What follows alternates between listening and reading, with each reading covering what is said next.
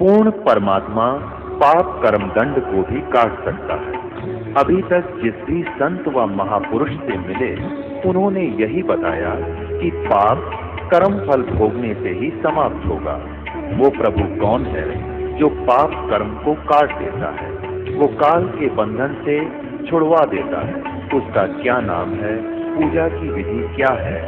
कृपया अवश्य सुनिए जगत गुरु तत्वदर्शी संत रामपाल जी महाराज के अमृत वचन।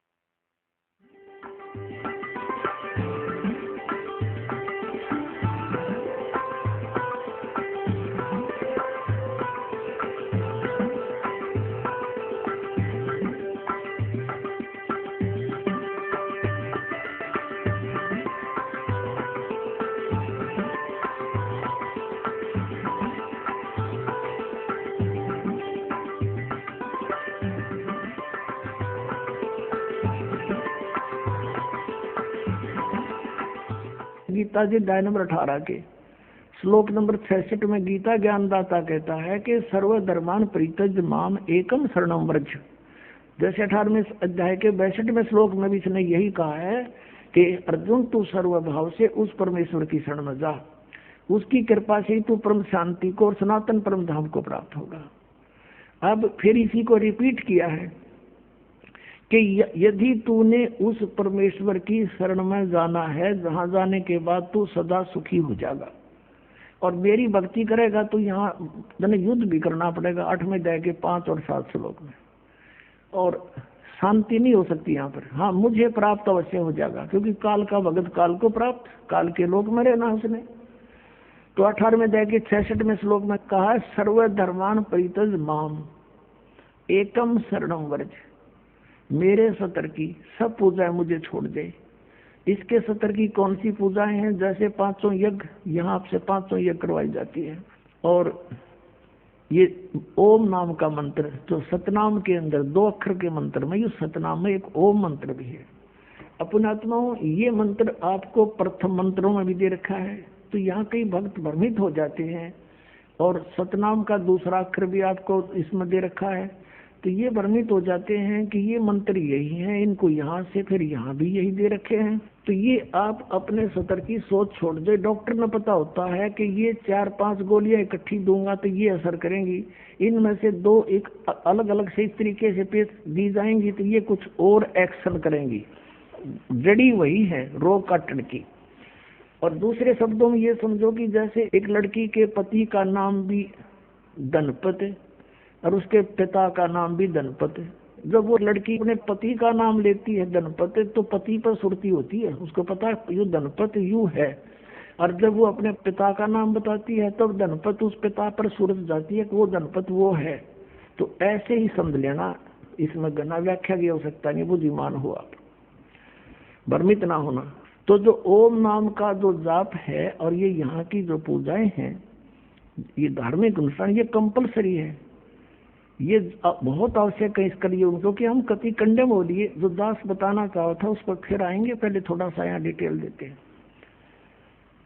अब उसमें क्या होता है कि सर्वधर्मान परित्यज माम एकम शरणम व्रज, मेरे सतर की सब पूजाएं छोड़ दे, मुझ में छोड़ दे, मुझे दे दे, फिर मैं तुझे कोई पाप कोई कष्ट नहीं दूंगा।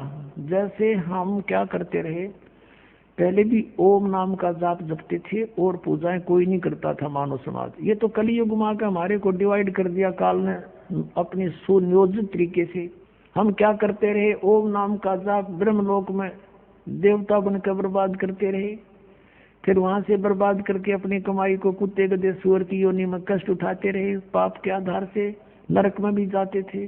तो अब हम क्या करेंगे कि जो हम पूजाएं करते हैं और जो धार्मिक क्रियाएं करते हैं, हम ओम नाम का जाप करते हैं, इसको एज इट इज दे देंगे सारा, कहते तेरा अपना तू क्लियर कर दे हमारा सारा अकाउंट, तू सारा चार्ज ले ले अपना आज तक का। फिर ये हमें उसके प्रतिफल में कोई कष्ट नहीं दे सकता, इसका हमने ऋण दे दिया। जैसे पहले क्या होता था कि कोई गरीब व्यक्ति किसी सेठ साहूकार या बड़े किसान से लोन ले लेता था कर्जा, और वो उसका कर्ज नहीं देता था तो उसको मजदूर लगा देता था कि मेरे यहाँ मजदूरी कर, अपने पूरे कर दिए। अब जैसे वो किसी और बड़े सेठ से उसका मेल हो जाता था, प्रार्थना करता था, तो वो सेठ उसको पैसे दे देता था, उसका जो कर्जा जिसके वो नौकर है वो उसका सारा कर्जा तार के देकर उसका अकाउंट वहां से मुक्त हो जाता था। और उस बड़े सेठ का जाता था, वो पंखे के नीचे बैठा होता, कलम से काम कर रहा है और वहां कस्सी बजा हुआ था। कितना अंतर हो गया। तो इस प्रकार इसका कर्जा दे देंगे हम, फिर ये हमें यहाँ कुत्ते गधे सूअर बना के ये तंग नहीं करेगा। तो इसने कहा कि सर्व धर्मान परित्यज माम एकम शरणम व्रज अहम तवा सर्व पापे वो मोक्षामि माशुच। इस काल ने कहा कि तू मेरे सतर की ओम नाम के जाप को उसकी शरण में जाने के बाद जो तू क्रियाएं करेगा फिर उसको मुझे दे देना। और फिर एकम शरणम व्रज, एकम जिसके बराबर दूसरा परमात्मा नहीं है, अद्वितीय एकम सर्वशक्तिमान परमेश्वर की शरण में व्रज माने जा। और इन अनुवादकर्ताओं ने सब ने आज तक 5500 वर्ष हो गए इस धार्मिक पुस्तक गीता जी को लिपिबद्ध हुए, और इनका ये अनुवाद सुनाते सुनाते इन्होंने ढेर सारी पुस्तकें बना डाली, और सब ने वर्ज माने आना कर रखा है, जबकि वर्ज माने जाना होता है, क्योंकि इनका ज्ञान नहीं था। तो इन्होंने अर्थों के अनर्थ कर डाले अपनी अज्ञानता के कारण इन काल के दूतों ने। अब जैसे इंग्लिश वर्ड है गो मीन जाना, और उसका किसी सेंटेंस में गो शब्द हो और उसका अर्थ किसी ने कहा आना लिख दिया हो, तो वो उस उल्लेख से परिचित नहीं अनुवाद करता, वो मूर्ख है। गो माने आना हो ही नहीं सकता, जाना होता है। इसी प्रकार वर्ज माने जाना होता है, आना नहीं हो सकता। तो इनकी बुद्धि, ये अज्ञान था, इनको तत्व ज्ञान था नहीं, जिस कारण से इन्होंने सुप्रीम पावर मान कर श्री कृष्ण जी को उसी से को घुमा फिरा कर सब शब्दों को उसी पर आधारित कर दिया। अपने आत्मा हाथी के वस्त्र को और किसी बैल पर डाल कर देखा कोई, हाथी का जो कवर हो उसके ऊपर डालने का, और उस बैल पर डाल के देखे कैसे सेट होगा, वो सारा इकट्ठा करके वैसे रख दो कड़े पे, ना तो कोकड़े भी ना फिट हो उसके। तो ये इन्होंने ऐसा कर रखा है सदग्रंथों को, श्री कृष्ण जी पर फिट करने की चेष्टा करके सारे अनर्थ कर दिए, उल्टा कर दिया सारा। अनुत्तम माने छठी कक्षा के बालक ने पूछ ले बुद्धिमान ने। अब जैसे गुड माने अच्छा होता है और बैड माने अनुत्तम बुरा, तो उत्तम माने अच्छा, अनुत्तम माने बुरा। इन्होंने 7वें अध्याय के 18वें श्लोक में लिखा है कि भगवान ने कहा है वो ज्ञानी आत्मा मेरी अति उत्तम गति में सचित है। अनुत्तम का अर्थ कर दिया अति उत्तम। और 7वें अध्याय के 24 और 25 श्लोक में गीता ज्ञानदाता कहता है कि ये मूर्ख समुदाय प्राणी मुझ अव्यक्तम व्यक्तिम आपनम मनन्ते, ये मूर्ख समुदाय मुझ अव्यक्त को मैं छुपा रहता हूँ अपनी योग माया से, और मुझे कृष्ण मान रहे हैं। आई एम नॉट कृष्ण, मैं तो किसी के समक्ष आता ही नहीं। ये मेरा अटल एवं अनुतम दृढ़ मंत्र है, मेरा ये नियम है, कति घटिया और अटल है यू, कभी नहीं ऐसा करूंगा मैं, ये मेरा नियम। अरे वो अभी इन्होंने अनुत्तम का अर्थ अति उत्तम कर दिया। जो भगवान, जो पिता, जो व्यक्ति समाज के सामने नहीं आ रहा तो उत्तम कैसे हो गया? तो कोई दोषी है, कोई अपराधी है, मुंह दिखाता कोई नहीं, किसी ने छुपा फिरा है कितना। यूं क्या करे समझदार व्यक्ति को गलती बन जा तो भाई मैं तो मुंह दिखाने योग्य नहीं रहा, मैं कैसे शकल दिखाऊं। तो ये छुप रहा है, इसने से जुल्म कर रहा है, हमारे को मार है, काट है, हाहाकार मच रहा है यहाँ पर। वो कैसे आओ सामने, इसका सिर फोड़ जा रहा है। एक बार जाए तो बताओ मैं हूँ भगवान, तो ऐसा भगवान होया करे, ऐसा जुल्म कर रहा है तू। तो पुण्यात्माओं इसलिए छुपा बैठा है। और ये कहता है ये मेरा अटल नियम है, मैंने प्रतिज्ञा कर रखी है, मैं किसी के सामने नहीं आऊंगा। अर्जुन घर में दय के 47 और 48 श्लोक में लिखा है कि ये है मेरा अटल रूप, मेरा विराट रूप, जो तूने देखा, तेरे से पहले किसी ने नहीं देखा, ये तो मैंने कृपा करके तुझे दिखाया है। और ये मेरी प्राप्ति, ये मेरे सुख, इसके दर्शन मेरे रूप के ना वेदों वर्णित विधि से, न तप से, न जप से, न किसी प्रकार से नहीं हो सकते। तो इन्होंने ऐसी साधनाएं की, परमात्मा मिले नहीं, आखिर में निराकार की थ्योरी बनाकर समाज में पेश कर दी, जबकि वो साकार है, सब भगवान साकार है, शरीर है, मनुष्य सदृश है। अब कहने का भाव ये भी ये कहता कि सर्व धर्मान परित्यज माम, मेरे सतर की सब पूजाएं मुझे छोड़ दे, उसकी शरण मचा। वर्तमानी जाना होता है, आना नहीं होता। तो फिर मैं तुझे सब पापों से मुक्त कर दूंगा, तुझे मैं अपना बंद हुआ मजदूर नहीं रखूंगा, मेरा अकाउंट कर दे पूरा। तो इसका हिसाब मत परमात्मा करवा देगा और फिर हम आगे चलेंगे। फिर क्या होगा कि जैसे सतनाम 2 अक्षर के मंत्र है, अब 2 अक्षर का दूसरा जो मंत्र है, इस सतनाम का प्रथम मंत्र, हम इसको त्रिकुटी पर अकाउंट होगा इसका हमारा। और जो पहले मंत्र आपको 7 मंत्र दे रखे हैं, ये इसलिए दिए जाते हैं कि क्योंकि आप बहुत युगों से यहाँ अपना कति कंडम हो लिए, इस युग में आए हो, इन संतों के पास जीवन व्यर्थ कर दिया, आपके पाप इतने जबरदस्त हो गए। कई भक्त तो नाम लेते हैं क्योंकि एकदम विश्वास नहीं होता, ज्ञान वो सुन नहीं पाते। अगर पक्का विश्वास करके कि कबीर इज गॉड, और आप आ जाओ, नाम ले लो, सब त्याग दो, मर्यादा सब पुरानी पूजाएं, गारंटी देता ये दास है कति कैंसर का बाप हो, तुरंत ठीक हो जाएगा।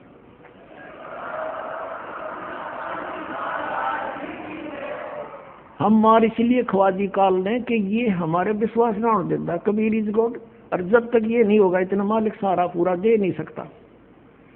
कह कबीर सुनो भी साधो, मैं तो हूँ विश्वास में, जब तुमने ये विश्वास हो गया कबीर इज गॉड, फिर देखना, या मैं 1000 प्रमाण दिखा सकता हूँ आपको, पुण्यात्मा हो जो परमात्मा की शरण में लगे हैं सच्चे, उससे उनके ऊपर कर्म की फिर मार आई है और ऐसे जीवित कर दिए। डॉक्टरों ने जवाब दे दिया था कि अब इसका कहीं इलाज नहीं, बेसिक ले जाओ, नाम ले रखा था उन्होंने, और वो अपने आप फिर स्वस्थ हो गए।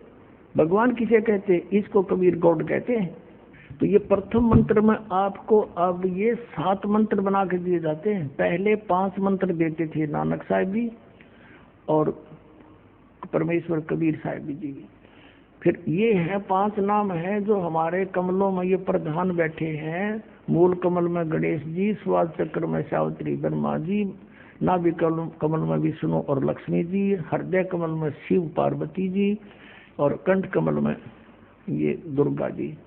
तो ये 7 नाम इसलिए देते हैं हम कि मान लीजिए उपदेश ले लिया और ये प्रथम मंत्र एक बार मेरे मुख से भी सुन लिया मालिक की स्तुति जैसे हम देते हैं, और फिर उसकी उस सुनने के बाद साथ साथ बोल लिया और फिर भी मृत्यु हो जाती है, तब मनुष्य जीवन गारंटीड है उस व्यक्ति को, ये गारंटी देता है। और यदि उसने जाप कर लिया कुछ दिन और विश्वास ठीक रहा तो वो स्वस्थ भी होगा और इसकी इसी जीवन में आयु बढ़ती चली जाएगी, परमात्मा बढ़ाता चला जाएगा जब तक उसका मोक्ष नहीं होगा, इस जन्म में पार कर देगा आपको। तो इसलिए ये 7 मंत्र दिए जाते हैं। ये पहले वाला लास्ट वाला मंत्र आपको जन्म दिलाएगा तुरंत, मनुष्य जीवन का गारंटीड है, मृत्यु भी हो जाएगी पुण्यात्मा। इसलिए मान लीजिए किसी का कोई बीमार है, यहाँ 80% व्यक्ति दुखी आए हुए, और जो विश्वास कर लेता उनको गारंटीड बात पूछ लो, यहाँ लाखों बैठे होंगे, आ जाते हैं तो सुनते रहना और सब स्वस्थ हो जाते हैं। तो ये वो परमात्मा है। तो इसलिए प्रथम मंत्र जो आपको दिए जाते हैं इनमें ये 2 मंत्र अब कंपलसरी थे, पहले नहीं थे। तो इसलिए परमात्मा ने कंप्लीट कोर्स बना करके गरीबदास जी के माध्यम से हमारे तक पहुंचाया है। और जैसे आप जी किसी का जैसे विदेश गए हो, स्वदेश आना है, वहाँ आपने कोई कारोबार शुरू कर रखा है, कोई फैक्ट्री वगैरह लगा रखी है और आपका ठीक से काम चला नहीं, आपका बिजली का कनेक्शन कट गया, टेलीफोन कनेक्शन कट गया, पानी का कनेक्शन कट गया, गैस कनेक्शन कट गया, पैसे बने नहीं तो आप कंडम हो गए। और वहाँ कोई ऐसा प्रभावशाली व्यक्ति आपको मिल जावे, सरकार को गारंटर बने कि भाई तुम इनका चालू करो कनेक्शन, मैं गारंटर बनता हूँ, और फिर उसको कहेगा भी जो पैसे तो देगा यही तेरे कर्जा उतारेगा, नहीं तो फिर काट दियो ना, दे तो क्या बात है। तो ऐसे ये दास आपका गारंटर बनता है और आपके सब कनेक्शन चालू करवाता है, लेकिन इनकी मजदूरी करके ये देने पड़ेंगे, तुमने कर्जा आप तारना पड़ेगा। और परमात्मा जो है कुछ अपने कोटे से भी आपको पैसे देता, क्योंकि आप चला ही नहीं सकते अपनी फैक्ट्री को बगैर थोड़ा बहुत और सारा ना मिल रहा कहीं से, तो वो बगैर आपके वैसे सब्सिडी समझ लो ऐसे देता है। तो परमात्मा पहले आपको सब्सिडी देता है जिससे आप अपना काम चलाओ और फिर डट कर भक्ति करो, मर्यादा में रहो, आप धनी हो जाओगे, बहुत शीघ्र धनी हो जाओगे। बहुत कीमत है इन मंत्रों की। इन भगवानों के जो 5 प्रधानों से आपने मुक्त होना है, त्रिकुटी पर जब जा सको हो उस समय पहुंच पाओगे जब इनसे आप अपना नो डू सर्टिफिकेट ले लोगे। अब ये मंत्र जो 2 मंत्र फर्स्ट और लास्ट है 7 मंत्रों में, इसके साथ मिलने से ये मंत्र जो प्रथम जाप आप करते हो, इनका ऋण मुक्त हो जाने के बाद भी कुछ आपकी कमाई यदि बचगी तो इन 2 मंत्रों के प्रभाव से ये कन्वर्ट हो जाएगी आपकी सचलोक चालन नालिया में, इनमें से बच भी गई है। और फिर जब आप यहाँ से प्रस्थान करोगे तो आपका अकाउंट, अब ये कहते हैं राधा स्वामी धन धन सतगुरु वाले, ये जय गुरुदेव वाले कहते हैं, हमारे गुरुजी तो कहते हैं हम तो सीधे त्रिकुटी से चलते हैं। यहाँ बताते हैं त्रिकुटी यहाँ नहीं है, त्रिकुटी इसके पीछे बैक में है, यहाँ पर जो नीचे से सारा ये तंत्र साथ मिला हुआ आता है, यहाँ है पीछे। ये कहते हैं हमने ना तो वेदों की आवश्यकता, ना किताबों किसी और, ना हम गीता को मानते, ये भी तो किसी ने लिखी है। और हम तो सीधे त्रिकुटी से प्रारंभ करते हैं अपना रास्ता, त्रिकुटी से, उसका किसी ने नहीं पता। ये सारे ऋषि महर्षि त्रिकुटी माथा मारा करते और उन्हें खक नहीं पाया। त्रिकुटी से तो बहुत आगे जाना हमने, और त्रिकुटी पर जाना कोई बालकों का खेल है, कोई बरवाले का बस स्टैंड है, तो पैदल पहुंच जाए तो रिक्शा में बैठ कर पहुंच जाओ। त्रिकुटी इज द इंटरनेशनल एयरपोर्ट, त्रिकुटी अंतर्राष्ट्रीय हवाई अड्डा जानो। और वहाँ वही व्यक्ति जाता, सैर सपट्टे तो कोई धक्के खाए जाओ, क्या फायदा होगा, उसने देख भी और आ जाओ उल्टा, क्या फायदा उसका। वहाँ पर केवल वही व्यक्ति जाता है जो पहले टारगेट बना चुका होता है, और उस जिस देश में जाना है उसका पासपोर्ट और यहाँ की सरकार से नो डू सर्टिफिकेट, और तब वो उस इंटरनेशनल एयरपोर्ट पर जाकर कुछ लाभ उठा सकता है। तो वहां से फिर आगे कैसे जाएंगे? उस त्रिकुटी पर पहुंचने के लिए तो सारा झंझट है, उस पर जाए पता चला पे काम बन गया। तो त्रिकुटी पर जाने से पहले हमने इन भगवानों से नो डू सर्टिफिकेट लेने पड़ेंगे। और आपकी ये ऐसी भक्ति है, इसे ऑटोमेटिक, ये देवता है, ये कोई किसी के साथ भेदभाव नहीं करते। आपकी कमाई एग्जैक्ट लिखी पाएगी कंप्यूटर की तरह, और जो आपका ड्यू शेष होगा आपको थमा दिया जाएगा। हृदय कमल में जीव रहता है, और इसके यहाँ से फिर ये सबसे पहले तो इसका रास्ता है त्रिकुटी बजाने का, सबसे पहले मूल कमल में जाना पड़ेगा। मूल कमल से फिर सीधा रास्ता बनता है त्रिकुटी तक जाने का। उससे पहले गणेश जी के लोक में से गुजरना पड़ेगा। उसका एक जैसे बैरियर होते हैं प्रत्येक बॉर्डर पर, यहाँ ऐसे बैरियर है। वहाँ जब आप जाओगे आपके सामने आपके मस्तिष्क पर जैसे लॉकेट होता है ऐसा लगा पाएगा, और तुरंत आपको कहा जाएगा चलो आप जाओ, आपकी ये पूंजी, और वो आपके उस मस्तिष्क में ऐसे लॉकेट पे वो नो डू सर्टिफिकेट छपता चला जाएगा। फिर आगे चलोगे आप, आगे आप पहुंचोगे जब विष्णु जी के लोक में, वहां भी आपको ऑटोमेटिक मिलेगा, कोई बाधा नहीं मिलेगी, क्योंकि वहां तो चोरों को पकड़ा जाता है, सा को थोड़ा, वो देवता भी तो है, वो किसी के साथ जरा सी भी गड़बड़ नहीं करते। फिर ऐसे शिव के लोक में शिव इस कमल में, हृदय कमल से फिर त्रिकुटी कंठ कमल में आएंगे, फिर हम त्रिकुटी पर पहुंचेंगे। अब त्रिकुटी पर जाने के बाद इस सतनाम के जो प्रथम मंत्र का अकाउंट वहां देंगे, लेकिन वहां पर ये काल बकवाद करवा देता है। यहाँ का जो जितने देव हैं ये अपने सतर पर कोई गलती नहीं करते, ये करवाता है। जैसे श्री कृष्ण इसने सारे प्रयत्न किए थे कि भी युद्ध ना हो, सबसे प्रार्थना की थी दोनों पक्षों से। फिर इन्होंने देख लिया था कि ये मानना नहीं, ये तो इन मत बुद्धि भ्रष्ट हो चुकी है। और उसमें क्या था कि सब रिश्तेदार राजा आधे आधे बांटने थे उन्होंने। ये राजा को भाई जो कौरवों के पक्ष में आना चाहता है वो अपनी स्वीकृति दे दो, पांडवों के पक्ष में आना चाहता है वो अपनी स्वीकृति दे दो, ऐसे कति तैयारी होगी। तब श्री कृष्ण जी ने सोचा भाई अब ये तो मेरा भी नंबर आओगा, मैं भी राजा हूं और मैं पांडवों का रिश्तेदार, क्योंकि श्री कृष्ण की बहन अर्जुन का ब्याह रखी, रिश्तेदारी पक्की। और उधर से वो चाचे ताऊ थे, कोई अलग नहीं। तो श्री कृष्ण जी ने यहाँ तक कह दिया कि अभी एक तरफ तक मैं हूँगा, एक तरफ मेरी सेना होगी, अब मांग लियो जिसको मांगना हो। और यहाँ तक भी कह दिया कि मैं हथियार नहीं उठाऊंगा।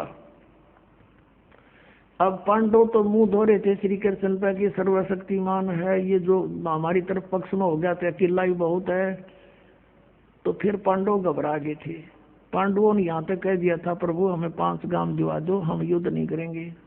वो नहीं मानना था, फिर भी छोड़ो इस बात को, हम आगे लेंगे। तो फिर जब महाभारत का युद्ध हुआ, अब श्री कृष्ण ने हथियार उठाया, पहिया उठा लिया रथ का, उसको अपनी शक्ति से सुदर्शन चक्र बना दिया और उसने बहुत लाखों लोगों को काट डाला।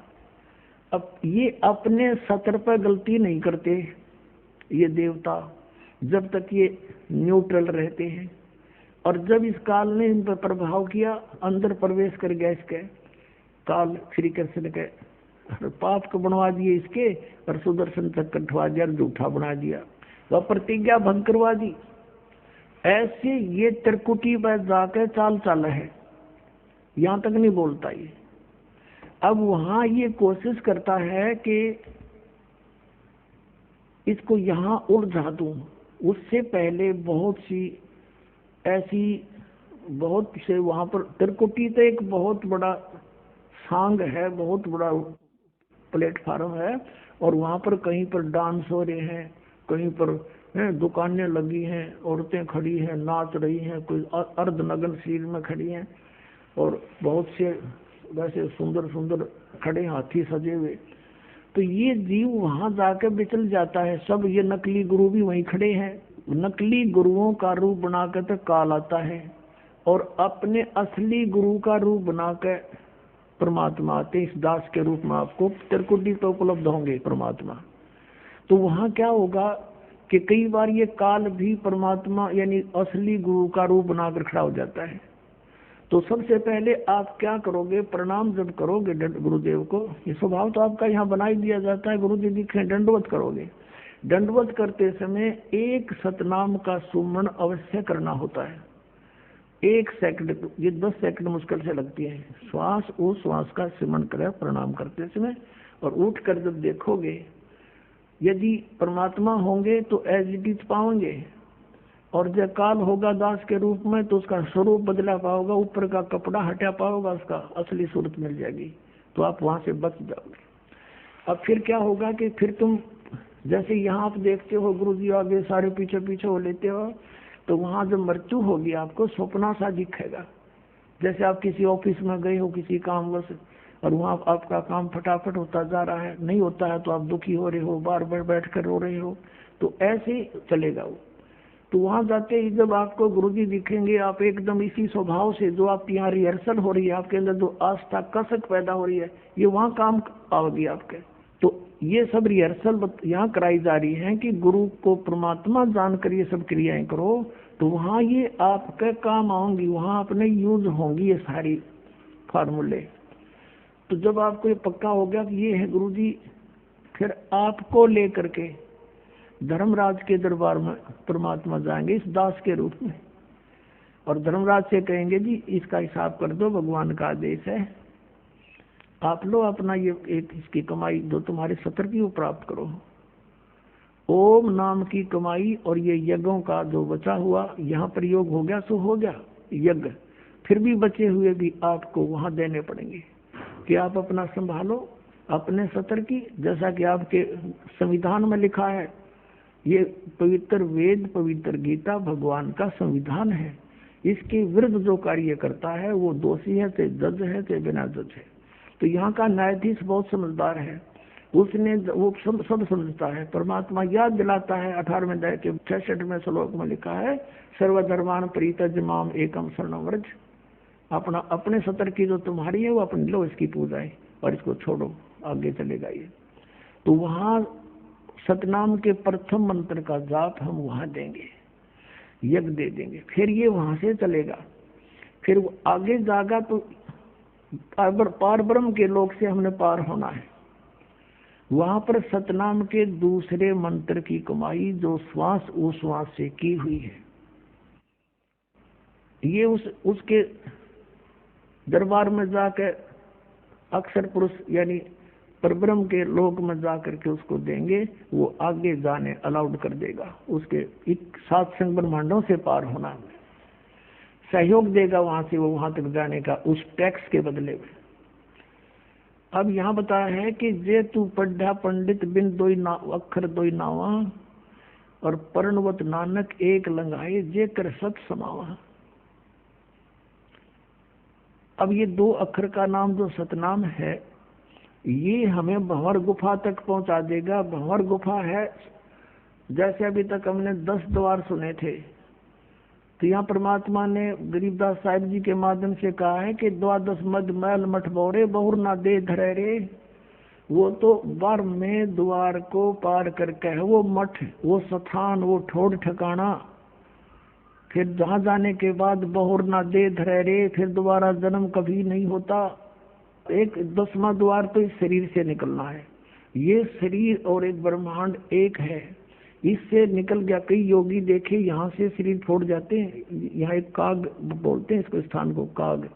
छोटे से बच्चे को आप देखोगे, नरम नरम स्थान होता है, वो कई बार नीचे हो जाता है तो उसको एक देसी इलाज से ऊपर उठाते हैं हाथ से, तो इसको फोड़ के वो बाहर निकल जाते हैं। वो कहते हैं जिसकी मृत्यु यहाँ से हुई हो ना, उस योगी को कहा करते इसने ब्रह्मांड फोड़ दिया। ब्रह्मांड फोड़ दिया, केकला तोड़ दिया। ब्रह्मांड के बीच में, प्रत्येक ब्रह्मांड के बीच में वो क्यों प्लेस है, खाली स्थान बहुत लंबा चौड़ा। ये फिर वहां धक्के खाए जाओ, उसका वहां चक्कर काटे जाओ, ठंडी ठंडी इसमें लगती रहे, और वहां इसकी कमाई पूरी हो जाएगी, फिर वापस नरक में। और फिर 21 ब्रह्मांड का भी एक ग्रुप है, चारों तरफ से एक अंड आकार है, और 21वें ब्रह्मांड का कनेक्शन जो है उसके चारों तरफ भी फिर खाली स्थान है, और वहां से सीधा एक 11वां द्वार है, वो अक्षर पुरुष के लोक में प्रवेश होता है 7 संग ब्रह्मांडों का। वो 7 संग ब्रह्मांड भी चारों तरफ से एक तरफ बंद हुए हैं, पैक हैं, और बीच में अलग अलग डिवाइड हैं, वो अलग है। तो जब 11वें द्वार को पार करेंगे तो उसमें प्रवेश कर जाएंगे, अक्षर पुरुष के लोक में है। और 12वां द्वार जब है अक्षर पुरुष का, जो 12वां द्वार है अक्षर पुरुष के लोक से सतलोक में जाने के लिए पहले बीच में एक और स्थान है जो गुफा टाइप है, और उसको ऐसे गोल आकार है, वो ऐसे जाएगा ऊपर को। तो वहां जब हम 12वें द्वार पर खड़े हो जाते हैं, इसका जो अक्षर पुरुष का चारों तरफ से जो बंद है उसके पारदर्शक है, वो वहां से सतलोक दिखाई देता उस आत्मा को जिसके पास सार नाम की कमाई है। अन्य को नहीं दिखता, अक्षर पुरुष के लोग व्यक्तियों को नहीं दिखता, वहां के प्राणियों को नहीं दिखता, तो वहां से फिर वो दिखाई देता है। अब जैसे नानक साहब ने कहा है कि एक छुड़ावे एक लखावे, यूं तो छुड़ाओगा कालते सतनाम का पहला मंत्र ओम, और वो जो दूसरा मंत्र है वो लखावेगा, वहां जाकर एंड पे बैठा देगा, और वहां से आपको सतलोक दिखाई देगा, पार नहीं हो सकते। सार नाम है जिसके पास, तो फिर वो आगे उस भंवर गुफा से पार करके, और फिर आपको 12वां द्वार पार करके तब परमात्मा का वो मठ है, वो स्थान है, सतलोक है, जहाँ जाने के बाद साधक फिर लौट कर कभी संसार में नहीं आते। तो इस प्रकार ये अर्थ तो ये था 18वें अध्याय के 66वें श्लोक का। ये बालक के जाने, संस्कृत के जानने वाले विद्वान पाक रहे थे। इनको कख नहीं पता था, अनर्थ कर डाला इस अनमोल सदग्रंथों का। अपने आत्माओं फिर वहीं आते हम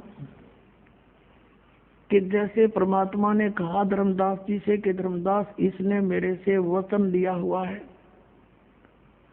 कि सतयुग त्रेता द्वापर में जीव थोड़े ले जाना है, और कलयुग में जब बिचली पीढ़ी आएगी उस समय मैं आऊंगा। प्रथम चरण तो होगा कलयुग का, जब मैं मगर से सह शरीर जाऊंगा। उसके बाद फिर बिचली पीढ़ी शुरू होगी 1920वीं सदी के उत्तरार्ध में। 20वीं सदी कौन सी है?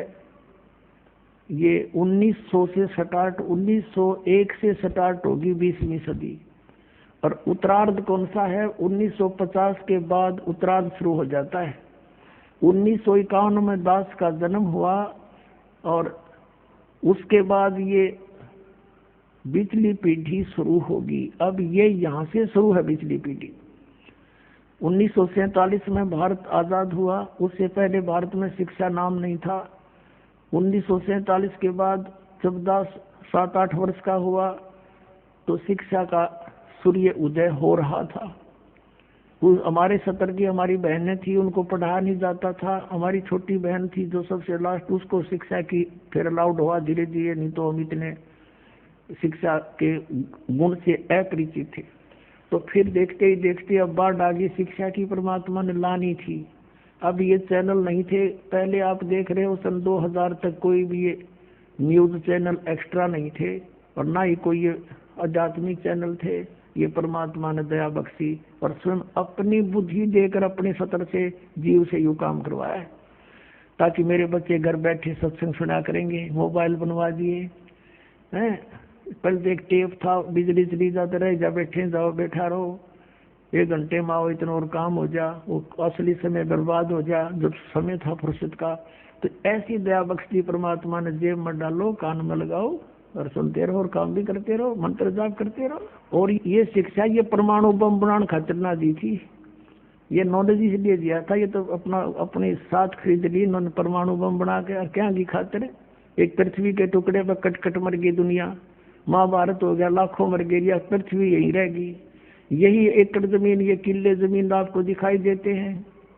अरबों खरबों व्यक्ति रजिस्ट्री करा करा लट्ठम लट्ठा होकर मर गए, यही नौके नो यही रह गए, वो चले गए कि तो कुत्ते को देखी योनी में, तो काहे के लिए मरे खप्पे यहाँ पर। तो अब प्रसंग आ गया कि जैसे सतयुग त्रेता द्वापर में ये वो प्राणी जन्म लेंगे जो ईब भक्ति से पार नहीं हो पाएंगे, और कमाई इनकी खूब हो जाएगी किसी कारण से, और कुछ भी कारण बने उनका दुर्भाग्य उदय होगा, वो पार नहीं हो पाएंगे। लेकिन इतने दयालु है परमात्मा, अब फिर इतनी भक्ति करा दी इनकी, 3-4 युग तक ये खा पी लेंगे, मर लेंगे, ये दुखी ना होंगे। अरे दुखी होंगे कलयुग में आके, इन फिर संभालूंगा, पार ना हो तो फिर अब अनमटी फेर है। अब देखो सतयुग में हम वैसे जिस सुख को सुख कहते हैं वो सुख नहीं है, लेकिन हम उसी को सुख मान रहे हैं। परमात्मा कहते हैं झूठे सुख को सुख कहे, ये मान रहा मनमोद, ये सकल चली ना काल का, कुछ मुख में कुछ बोल। अब सतयुग में जन्म होगा उन पुण्यात्माओं का जो अब भक्ति से मैच्योर कर दी जाएंगी, और पार हों को ना तो पहले ऊपर धक्के खाएंगे। कोई असंख्य युग में उसको पृथ्वी पर पटकेगा, कोई हजारों युगों में ऊपर घुमाता रहेगा, इसको कति चूस के सारे पुण्य बर्बाद करवा के फिर पृथ्वी पर पटक देगा। और पृथ्वी पर फिर इसके पिछले पद होंगे तो सतयुग में जन्म देना पड़ेगा इसको। उस समय सतयुग में कैसा माहौल होगा कि जैसे कलयुग के अंत में परमात्मा ने अपनी वाणी में सूक्ष्म वेद में लिखा है कि 20 वर्ष की आयु रह जाएगी पुरुष की, मनुष्य की, और 5 वर्ष की लड़की विवाह, यानी 5 वर्ष की लड़की के बालक होने लग जाएंगे, बच्चे उत्पन्न करेगी, और 1.5-2 फुट की आयु रह जाएगी मनुष्य की हाइट लास्ट में, एंड ऑफ द कलयुग। और सभी प्राणी बिल खोद कर आ करेंगे, मैल मूल नहीं बढ़ाओगे, भूकंप झटके तूफान इतनी जबरदस्त आ करेंगे को 2-3 फुट का भी स्ट्रक्चर बनाकर नहीं रह सकता, इतनी पीड़ा होगी इनको। और सब मांसाहारी हो जाएंगे, कृतघ्नी हो जाएंगे। तो फिर क्या होगा कि उस समय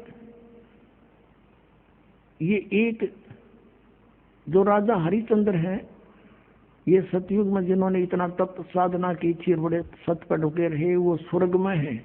उनको फिर 10वां अवतार बना के भेज देगा युकाल, उसके कर्म बेगुलवान में। उसकी बहुत लंबी तलवार होगी और उसका कद सबसे तगड़ा होगा, 7-8 फुट का होगा। और फिर सबको वो काटेगा जैसे परशुराम नक्षत्री काटे थे, क्योंकि वो तो ये मानने को नहीं आता, इलाज लास्ट में यही है इसके पास। सबको कत्लेआम करेगा, खत्म कर देगा। उस समय थोड़ी बहुत भी आस्था जिसकी मालिक में होगी उसने छोड़ देगा, जरा सी भी कोई थोड़ा सा भी डरने वाला हो। फिर क्या होगा कि इतनी जबरदस्त वर्षा होगी पूरी पृथ्वी पर, जल ही जल हो जाएगा। और वो प्राणी ऊंचे स्थानों पर जाकर रहने लग जाएंगे, पहाड़ों पर। और जैसे परमात्मा लिखा है कि 3 हाथ अंश खींच लेत कलयुग धरती का, और उगय कोई ना बीज हाल कह जो पृथ्वी का। लास्ट के कलयुग के अंत में 3.5 हाथ का अर्थ है 3.5 फुट तक नीचे तक उपजाऊ अंश खत्म हो जाएगा पृथ्वी का। ये आप देख रहे हो, खाद पर खाद ठोकर लाग रहे, तो इसमें होगा क्या? कुछ दिनों में समाप्त हो जाएगा ये। लेकिन अब फिर मालिक कुछ दया बख्शेगा आपके ऊपर। अब यूं हजारों वर्षों तक सतयुग जैसा माहौल होगा और समय पर वर्षा होया करेगी और थोड़े में गुजारा होगा। ये वहां पृथ्वी ने न्यू पाडन लग रहे हैं, कोठी बनावांगे, बंगले बनावांगे, न्यू करांगे, कार खरीदांगे, 1 किलो 20 खाद डाल दें, फिर हम खाने जोगे पैदा करेंगे दाने, घड़ी बकवाद नहीं बहावेगी, या फिर स्थिति ठीक होगी, बाग बगीचे लगेंगे, सुंदर माहौल बनेगा। देख लेना यहाँ पर फिर ऐसा ही बनेगा। कलयुग के अंत में वो फिर ये उपजाऊ तो है को नहीं और वर्षा हो नहीं, क्योंकि प्रदूषण बढ़ जाएगा। तो उसमें बूंद इसी पड़ा करेंगी जैसे ओस गिरती है, बस, इससे अधिक नहीं। फिर होगा क्या? तो फिर क्या होगा? वो वर्षा जब होगी पानी पानी हो जाएगा, जल जल पूरी पृथ्वी पर हजारों वर्षों तक खड़ा रहेगा। फिर वो धीरे धीरे सूखेगा और वो जमीन में शोक होगा। जमीन के अंदर का जो जहर है, जो अनुपजाऊ कर दिया जिसने, वो सारा ऊपर होगा बाहर, ऊपर आकर वाष्प हो जाएगा। फिर क्या होगा कि निर जंगल वन उत्पन्न होंगे, झाड़ जंखाड़ वन, बड़े बड़े सुंदर पेड़, फलदार वृक्ष बेल, और धरती फिर से उपजाऊ बनेगी। वो फिर सड़ेंगे, वहां इसके खाद का काम करेंगे। और जब फिर ये सतयुग के प्राणी उत्पन्न होंगे, जब वातावरण में बहुत शुद्धता होगी, और वृक्षों के अंदर एक विशेष गुण है, वो कार्बन डाइऑक्साइड को ग्रहण कर लेते हैं, ऑक्सीजन छोड़ देते हैं, तो पूरे ऑक्सीजन बढ़ जाएगा। बड़े बड़े वृक्ष होंगे। अब माता पिता छोटे छोटे होंगे, बच्चे बड़े बड़े तगड़े होंगे। अब इसके उल्टा शुरू हो रहा है, माता पिता तगड़े तगड़े, बेटा बेटी जितनी होने लग गई। अब रिवर्स काम चल रहा है। तो ऐसे फिर सतयुग शुरू होगा। उस सतयुग में ये आत्मा जो ईव यहाँ रह जाएंगी भक्ति प्राइम टाइम में, तो वह फिर जन्म लेंगी। अब उनकी पिछली भक्ति से वो जहां लगाओगे समाधि भी लगेगी। अब उस अपने हथियार ने कितना प्रयोग कर लो, वही सफल होंगे। इस जैसे चाकू है, चाकू का उद्देश्य क्या होता है? सब्जी छोल रहे, प्याज छोल रहे, नींबू काटे, प्याज काटे, अपना काम ले, और उसने किसी का घसो दे, काम तो उड़े भी करेगा, फिर तो पाप इकट्ठा कर लिया। तो ऐसे उनकी सबकी अंदर जो है जो ध्यान मग्न होंगे, क्योंकि उनको विधि ये बताई जाएगी, मेडिटेशन करो, 1-1 लाख की उम्र हो जाएगी वर्ष की, सुंदर आहार फलदार वृक्ष खाओ पियो मौज करो। ये जो गेहूं चने ऐसे ये अपने आप पके अपने आप उगेंगे वहां पर, उन्हें तोड़ के लाने और मसल के खाने। ये होता सतयुग में। फिर कोई काम नहीं करना और इतने स्वस्थ शरीर होंगे, कोई बीमारी रोग नहीं होता। और वहां के जो भगवानों के बदले इसने छोड़ कर दूसरा भगवान कोई ना सुनाने का, वो समाधि लाता हूँ, मेरी समाधि वहां तक जाती है। तो सतयुग त्रेता द्वापर तक इन्हीं अब के बिछड़े हुए बागियों के पुण्य फिर थोड़े बहुत चलते रहेंगे। ये सुने को ना भगवान की बात, और जो उसके कुछ पूर्व संस्कार से उनको लाभ होता रहेगा। वो सोचेंगे जो साधना मैं कर रहा हूँ इसी से मुझे पुण्य हो रहा है। लाभ हो रहा है। और कलयुग में धर्मदास ये कति खाली हो लेंगे, बैटरी डाउन हो जाएगी इनकी। नरे पाप इकट्ठे होंगे, शास्त्र विधि साधना करेंगे। शास्त्र विधि अब देख लो, जो शास्त्र विधि के अनुसार एक भी किसी मजहब पंथ में भक्ति हो। नानक साहब जी सतनाम का जाप करते थे, पूरे सिख समाज को उसका पता नहीं, तो वो कैसे मोक्ष प्राप्त होगा उनको। ऐसे ही पूरे हिंदू समाज में इस मंत्र से जाप होना एक को भी नहीं पता, कोई एंडमेंट नाम देते हैं। ऐसे मुसलमान समाज में, ऐसे ईसाई समाज में देख लो, तो ये सब शास्त्र विधि का मनमानी पूजा करने से अब इनकी पुण्य कमाई तो बनी नहीं, आध्यात्मिक कमाई बनी नहीं, अन्य सिद्धि शादी आ गई, वो यही बर्बाद कर दी। तो अब इनका कुछ भी क्रिया काम नहीं करेगी, सब दुखी हो लेंगे। और जो साधना ये करते ये तो काम की थी ये को ना, पिछले प्रारब्ध दिन के अच्छे हैं नहीं, तो सब पर कैर टूटेंगे, बट नेचुरल है। और जब ये दुखी होंगे तो भगवान की खोज में कोई संत के पास जाएंगे, कोई किसी पंथ के पास जाएंगे, कोई मंदिर में जाएंगे, कोई मस्जिद में जाएंगे। फिर वहां मैं अपने बच्चों को मिलूंगा किसी भी तरीके से, और फिर उनको सतमार्ग बताऊंगा और मैं उपदेश दूंगा। वो लेते ठीक होने लग जाएंगे और वो फिर मुझे पहचान लेंगे। और नकलियों गुरुओं की किताबें बन चुकी होंगी, जब मेरा संत जाएगा वो उनकी पोल पाड़ के और सबको सार्वजनिक कर देगा, और मेरे बच्चे मुझे पहचान लेंगे और सतनाम जाप करके सार नाम लेकर मेरे पास न्यू आवेंगे। तब कलयुग तक इसको छुपा के रखना। इसलिए परमात्मा ने सतयुग त्रेता द्वापर में जानबूझकर फ्री छोड़ दिया था, खा लेने दे धक्के नोर। और अब देखना पुण्यात्माओं, नो जहाज के जहाज भर के जाएंगे सतलोक में। बोलो सतगुरुदेव।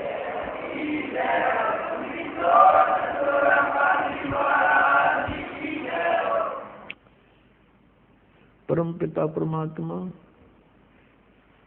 पूर्ण ब्रह्म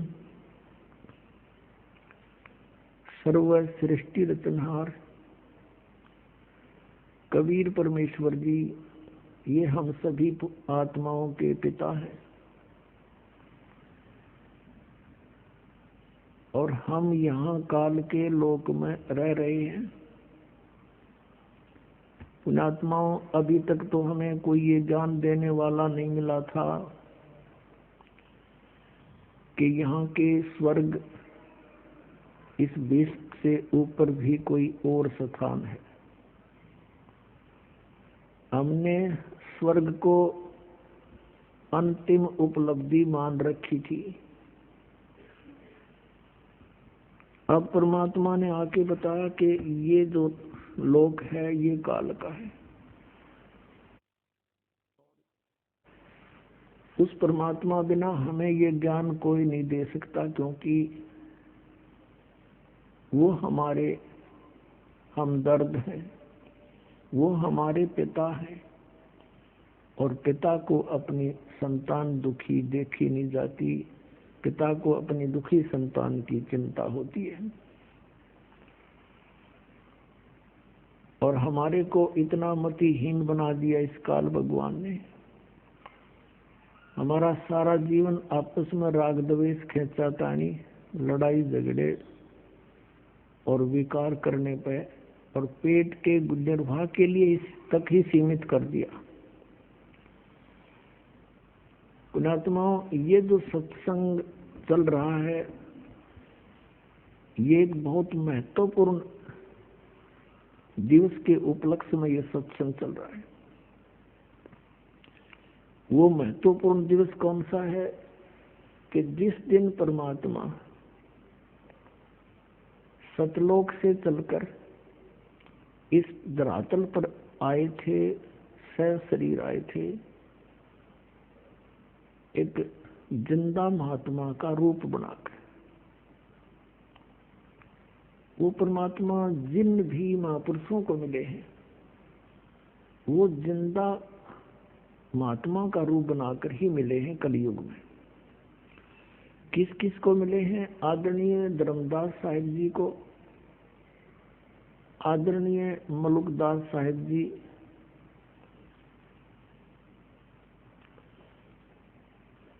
और आदरणीय दादू साहिब जी, आदरणीय नानक साहिब जी, आदरणीय गरीबदास साहिब जी, गांव छुड़ानी, जिला झज्जर, हरियाणा वाले। आदरणीय गीसा दास साहिब जी, गांव खेकड़ा, जिला मेरठ, उत्तर प्रदेश वाले को। इन महापुरुषों को मिले हैं वो जिंदा महात्मा के रूप में मिले, क्योंकि ये हमारे पिता हैं, ये हमारे जनक हैं, और ये परमात्मा प्रत्येक युग में आते हैं, और प्रत्येक युग में ये ऐसे ही शिशु रूप धारण करते हैं, और फिर बचपन से एक लीला करते हुए धीरे धीरे बड़े होते हैं। इनकी परवरिश की लीला कंवारी गायों द्वारा होती है। ये वेद भी प्रमाण देते हैं, और उस परमात्मा की लीला जो उन्होंने की है वो एज इट इज है, जो आज वेद गवाही दे रहे हैं। जैसे कि ये समागम चल रहा है फाल्गुन उतरते की द्वादशी को, परमेश्वर कबीर देव जी असंख्य ब्रह्मांड के स्वामी सतलोक से चलकर आए, और गांव छुड़ानी, जिला झज्जर के खेतों में, जंगल में, जहां आदरणीय गरीबदास साहिब जी 10 वर्षीय बालक गौवें चरा रहे थे, गवाले रूप में, अपनी ही गौओं के गवाले थे, और भी 5, 7, 10 अन्य गवाले भी उनके कुछ नौकर थे, और कुछ दूसरे गांव के लोग भी साथ थे। कुछ बड़े थे, कुछ छोटे थे। गरीबदास जी सबसे छोटे थे। एक जिंदा महात्मा का रूप बनाकर परमात्मा सतलोक से चलकर आए, वहां प्रकट हो गए। कुछ ही दूरी पर फिर उनको आते नजर आए। तो गरीबदास साहिब जी और वो सभी पाली, उस समय 10 बजे यही मौसम था। 10 बजे एक वृक्ष के नीचे बैठकर जांडी के नीचे खाना खा रहे थे, और कबलाना गांव से गांव छुड़ानी को जाने का एक आम रास्ता था। पैदल चलने वाले व्यक्ति वहीं से आते जाते थे, यात्री भी वहीं से आते जाते थे। उसी रास्ते से, उसी के साथ में वो जांडी का पेड़ था, जहां वो आहार कर रहे थे, दोपहर का खाना खा रहे थे। परमात्मा वहां आए तो सभी पालियों ने कहा कि महाराज आओ भोजन पालो। परमेश्वर ने कहा कि मैं भोजन तो बच्चों अपने गांव से खा कर आया हूँ। कहाँ है आपका गांव? गांव मेरा सचखंड है, सतलोक है। कितनी दूर है यहाँ से? कि 16 शंख कोस की दूरी पर। उन्होंने पालियों ने कहा महाराज फिर दूध तो पीना ही पड़ेगा, हम अतिथि को ऐसे नहीं जाने देते। तो परमेश्वर ने, कबीर देव जी ने कहा, सतपुरुष ने कहा कि भाई मैं कुंवारी गाय का दूध पीता हूँ, पिलाना है तो पिलाओ। तो दूसरे पाली थे, कहने लगे बाबा जी तेरी नीयत खराब है, मजाक करते हो, आपकी दूध पीने की नीयत नहीं है। कुंवारी गाय को भी दूध देती है। परमात्मा ने कहा भी देख लो, दूध पिलाना है तो कुंवारी गाय का पीता हूँ। गरीबदास जी उठे, 10 वर्षीय बालक, और लाए एक गऊ पकड़ के, बछिया 1.5 वर्ष की, और ला के खड़ी कर दी कि महाराज देखियो, इसको बच्चा तो है भी नहीं, दूध कैसे देगी है। परमात्मा ने कहा कोई पात्र है तुम्हारे पास जिसमें दूध निकाले? कहाँ जी है? कि धो लो उसको। जी धो लिया, धो के साफ करा हुआ है, रख इसके नीचे। गाय के नीचे बैठ गया गरीबदास जी बालक लेकर के। आदमी वहां से रहा, देखेंगे कैसे दूध देगी। परमात्मा कबीर जी ने, सतपुरुष ने सबकी मारी गऊ की पीठ पर, सतन लंबे लंबे हो गए, दूध की धार बंध गई, और वो पात्र भर दिया। बोलो सतगुरुदेव।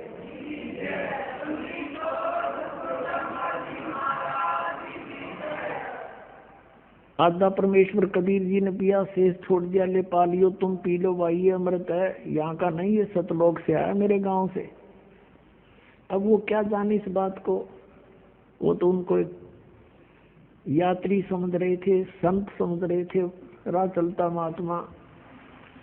गरीबदास जी ने कहा लो महाराज जी मैं पीऊंगा आपका और दूसरे ये कहने लगे कि तुम ना जाने किस जाति का है, और जंतर मंतर से दूध निकाल दिया, पाप का दूध हम तो नहीं पिए। गरीबदास साहब जी, ये शुभ संस्कार बचपन से ही होते हैं ऐसी महान आत्माओं में। कहा जी आपका जूठा दूध हमें कब कब मिले, मैं पीऊंगा। गरीबदास जी ने पिया। कहते हैं ना, सकल पदार्थ है जगमाई, कर्म ही नर पावनाई। अब गरीबदास साहिब जी को परमात्मा ने ज्ञान दिया, सचखंड दिखाया, सतलोक दिखाया, फिर उधर से उनको मृत जान लिया। गांव वाले उठा कर ले गए, चिता पे रख दिया और अंतिम संस्कार की तैयारी कर दी। इस दौरान 8-10 घंटे लग गए। उधर परमात्मा ने अपनी प्यारी आत्मा गरीबदास जी को सारे सचखंड के बारे में, सब लोगों के बारे में, ब्रह्मा विष्णु महेश की स्थिति से परिचित करा के वहां पे छोड़ दिया कि बेटा जा, तेरे शरीर का नाश करने वाले हैं। गरीबदास जी ने बहुत कहा भगवान मुझे ना भेजो, वो गंदा लोग है। तो परमेश्वर ने कहा भक्ति करो और मैंने जो ज्ञान दिया इसको बोलो, सुनाओ जग में। और बेटा तुम्हारे भाई बहन है वो फंसे हुए हैं, उनको समझाओ, उनके लिए तुम एक गवाह बनेगा आने वाले समय में, जाइए। उसी समय परमात्मा की आज्ञा पाते ही 1 सेकंड में शरीर के अंदर था। एकदम खड़े हो गए भगवान। खड़े होकर उठकर चल पड़े, खुशी की लहर दौड़ गई। लड़का जीवित हो गया, बच्चा जीवित हो गया। उस समय से ये और कुछ नहीं बोलते थे। जो परमात्मा ने कबीर देव जी ने उनके अंदर ये अमृतवाणी फीड कर दी थी, वही निकाल रहे थे बार बार। वो उसी वाणी में ही बोलते थे, दूसरी बात ही नहीं करते थे किसी। ऐसे सोचा गांव वालों ने, कोई बात नहीं, लड़का जीवित तो हो गया पर हो गया मेंटल। बहुत सा इलाज करवाया, झाड़ फूक वालों को दिखाया, वैद्यों से दवाई ली, ऑल इन वैन, सब निष्फल रहा। और पागल कहने लगे उस परम पिता के परमहंस को, बावड़िया, पागल, बावड़ा।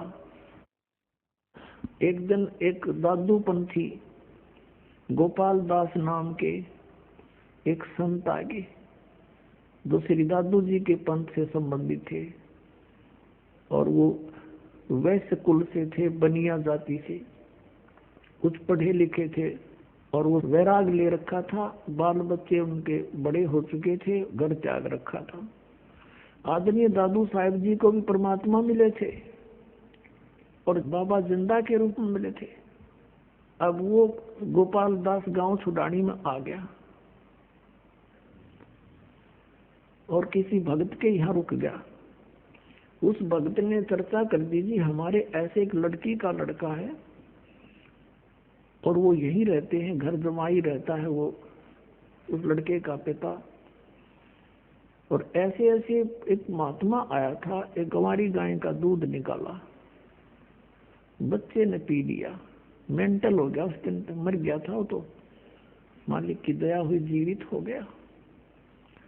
और कहते हैं संतों की विद्या को संत ही जानते हैं, काट सकते हैं। आप कुछ दया कर दो, सब दुखी हो रहे हैं उससे, सारा दिन बोलता रहता है, बोलता रहता है। गोपाल दास जी ने कहा कि लाओ बुला के, कौन है, देखता हूं मैं, क्यों नहीं, ठीक हो जाएगा। अब वो भक्त गया उस आदरणीय गरीबदास साहिब जी के नाना जी के पास। वो बहुत बड़े किसान थे, जमींदार थे, 1400 एकड़ जमीन थी। उनके साथ 5-7 बुजुर्ग से गांव के ओर आ गए, बच्चे को साथ ले आए, गोपाल दास महात्मा के पास खड़ा कर दिया। गोपाल दास ने कहा, बेटा कौन था वो जिसने तेरे जीवन बर्बाद कर दिया। आदरणीय गरीबदास साहिब जी कहने लगे, अलल पंख अनुराग है सुन मंडल रे थीर, दास गरीब उदारिया मोय सतगुरु मिले कबीर। और आप कहते हो मेरा जीवन बर्बाद कर दिया, मुझे तो आबाद कर दिया। हम सुल्तानी नानक तारे दादू को उपदेश दिया, जात जुलाहा भेद न पाया वो काशी माए कबीर हुआ। ये वाणी बोली मालिक ने, उस मालिक के बच्चे ने। गोपाल दास के सामने पहली वाणी, हम सुल्तानी नानक तारे दादू को उपदेश दिया, जात जुलाहा भेद न पाया वो काशी महे कबीर हुआ। फिर परमात्मा ने बहुत 10 मिनट तक वो वाणी बोली, सचखंड सतलोक की आंखों देखी। गोपाल दास दादूपंथी था, संत मत से परिचित था, थोड़ा थोड़ा सा उसके हृदय में लग गई ये बात, और कहने लगा, गांव वालों, पागल ये नहीं, पागल तुम हो, और ये तो अमृत बरसा रहे हैं, इन्होंने तो परमात्मा मिले हैं।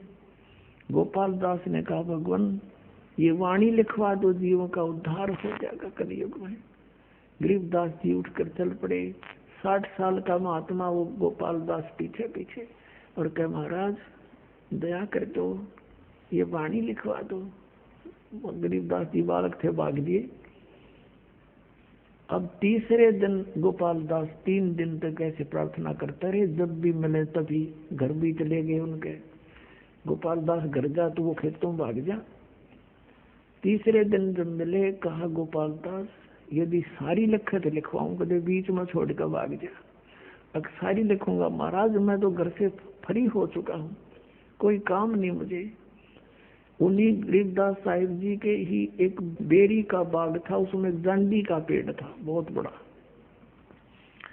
उसके नीचे बैठ जाके दोनों गरीबदास जी बोलते और गोपाल दास लिखा करते थे।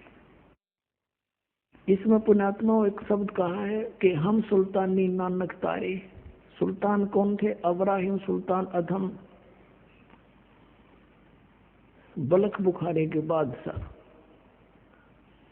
और दादू जी और नानक जी, और कहते मैं, गरीबदास जी कह रहे हम, यानी हम सभी, हम यानी इंक्लूडिंग गरीबदास, हम सुल्तानी नानक तारे, जिसने पार किया नानक साहब को, दादू साहब को, और अब्राहिम सुल्तान को और मुझे, हम सुल्तानी नानक तारे दादू को उपदेश दिया, और जात दुलाहा भेद नहीं पाया, का सीमाएं कबीर हुआ। अब यहाँ वो परमात्मा अपनी लीला अनुसार, जैसे ऋग्वेद मंडल नंबर 9 कल भी दिखाया था आपको, आज फिर थोड़ा सा दिखाएंगे, क्योंकि जब तक हम सदग्रंथों से परिचित नहीं होंगे स्वयं, तब तक हम परमात्मा को पहचान नहीं पाएंगे और विश्वास दृढ़ होगा नहीं। हमने ये देखना है कि वो परमात्मा अपनी प्यारी आत्माओं को मिलता है, सतलोक से चलकर आता है, सह शरीर आता है। अब चलकर आता तो सह शरीर होगा, और माँ का जन्म, वो तो जन्म में लिखता वेद उसका। अब थोड़ा सा एक बार वेदों से आपका परिचित करा के फिर आगे उन महापुरुषों की जीवनी सुनाएंगे, जिन जिन को ये मिले परमात्मा। देखिएगा ऋग्वेद मंडल नंबर 9, 10, 9 में देखेंगे हम। ये कहाँ से छपा है? प्रकाशक है सार्वदेशिक आर्य प्रतिनिधि सभा, महर्षि दानंद भवन, रामलीला मैदान, नई दिल्ली। और मुद्रक है Prince offset printer, 1510 Pataudi house, Delhi, नई दिल्ली।